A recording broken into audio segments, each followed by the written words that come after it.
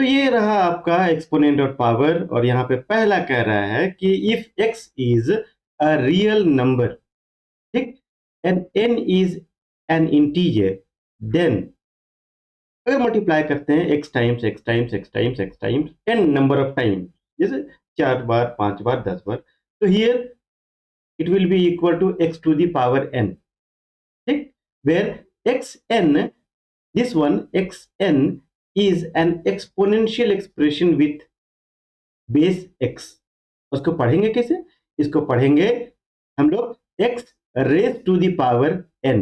Coming on to the next one, product law. ये हो गया प्रोडक्ट लॉ, मतलब a to the power m into a to the power n is equal to दोनों का power add हो जाता है, a to the power m plus n। जैसे आप यहाँ पे देख सकते हैं, यहाँ पे अगर 5 to the power 8, base same होना चाहिए, बेस सेम होना चाहिए। 5 to the power 5 is equal to क्या किए, दोनों का पावर ऐड कर दिए। Coming on to the next one, आ गया हमारा कोशेंट लॉ। पहला था प्रोडक्ट लॉ, उसके बाद में आ गया कोशेंट लॉ। कोशेंट लॉ में a to the power m by a to the power n product में ऐड हुआ था ना, तो यहाँ पे सब्ट्रैक्ट होगा a to the power m minus n, ठीक। अगर m ग्रेटर देन n रहा तो मतलब ऊपर वाला पावर, ये वाला पावर अगर नीचे वाला पावर से बड़ा रहा तो a to the power m minus n, और अगर नीचे वाला बड़ा रहा तो मतलब अगर n is greater than m रहा तो in that case what will you do? In that case 1 by a to the power n minus m।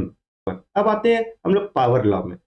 Power law में क्या कर रहे हैं यहाँ पे कि a पावर के ऊपर पावर, टोपी के ऊपर टोपी, a to the power m के पावर n, मतलब पावर इन पावर मल्टीप्लाई हो जाएगा, हमारा पावर मल्टीप्लाई हो जाएगा, जिसे आप देख सकते हैं यहाँ पे 3 टू द पावर 5 के ऊपर 2 is equal to 3 to the power 5 into 2 is equal to your 3 to the power 10। Coming on to the next one, important conclusion क्या है यहाँ पे, एक छोटा सा कंक्लूजन है कि अगर हम लोग कोई भी नेगेटिव नंबर का पावर अगर इवन रखते हैं हम लोग नेगेटिव नंबर का, तो हमारा फाइनल जो आंसर जो होता है इज ऑलवेज पॉजिटिव। सिमिलरली अगर यहाँ n ऑड रहा तो in that case the final answer will be your minus, that is negative. कुछ भी होगा, जो भी आंसर मिलेगा नेगेटिव मिलेगा, बस खाली पावर देखना है। Coming on to the next one, आ जाते हैं negative integral exponent for any non zero rational number. Non zero rational number because zero is also a rational number. क्यों जीरो रैशनल नंबर है? क्योंकि जीरो मीन्स 0/1, और कोई भी number p by q के फॉर्म में हो और q not equal to 0 becomes your rational number. तो अगर कोई भी नेगेटिव एक्सपोनेंट है तो उसको पॉजिटिव बनाने के लिए तुरंत हम लोग रेसिप्रोकल कर देंगे। Similarly a to the power n अगर पॉजिटिव है, उसको नेगेटिव करना है तो फिर से रेसिप्रोकल कर देंगे, मतलब 1 by a to the power minus n, ठीक। Next one is your expansion of exponent.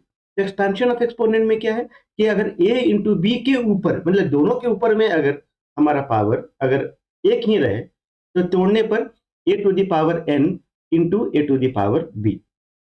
ध्यान रहे इस बात का कि प्लस में नहीं होना चाहिए, मतलब कभी भी अगर इस फॉर्म में हो a plus B to the power n के फॉर्म में हो तो हमारा ये फॉर्मूला अप्लाई नहीं होगा, ठीक।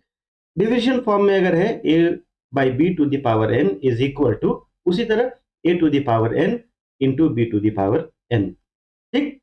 आ जाइए, इन फॉर्म ऑफ रूट्स अगर रहा तो यहां देखिए, तो अगर a nth रूट 8, इसको पढ़ते हैं nth रूट 8, मतलब इसका मतलब ये हुआ कि यहाँ पे a का पावर 1 है और ये रूट जो है आपका n है, तो this means this becomes your, ये जो देख रहे हैं ये n जो है ये रूट आपका चला आएगा नीचे और ये पावर आ जाएगा 1, मतलब a to the power 1 by n। x is equal to b by a। This is a very very important formula, ठीक है।